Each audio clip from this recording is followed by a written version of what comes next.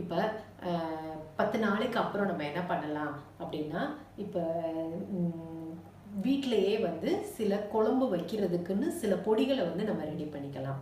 அதை ஒரு வீடியோவாக நான் போடுறேன். என்னென்ன ரேஷியோவில் எப்படி எப்படி நீங்கள் குழம்பு பொடி, அந்த பத்திய குழம்பு பொடியை எப்படி நீங்கள் ரெடி பண்ணணும்னு சொல்லி உங்களுக்கு நான் சொல்கிறேன். இப்போ அந்த பொடியை நீங்கள் அரைச்சி வச்சுக்கிட்டா அதில் மிளகு, சீரகம், மல்லி எல்லாமே இருக்கும். அப்போ அந்த மாதிரியான இப்போ மிளகாத்தூள், மல்லித்தூளை போட வேண்டிய இடத்துல இந்த பொடியை போட்டுட்டு இன்னும் குழம்பு திக்காக வரணும்னா மல்லித்தூள் கொஞ்சம் கூட போட்டுட்டு தாய்க்கு குழம்பு வச்சு கொடுக்கலாம். இப்போ காலையில் அந்த மாதிரி லைக் ஸ்டீம் பண்ண ஃபுட் ஆகட்டும், இல்லை கஞ்சி ஆகட்டும், இந்த மாதிரி தான் சாப்பிட்ற மாதிரி இருக்கும். லைக் உப்புமா இந்த மாதிரி கூட பண்ணலாம்.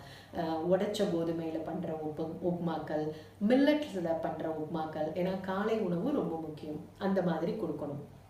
மத்தியான நேரம் என்ன பண்ணணும்?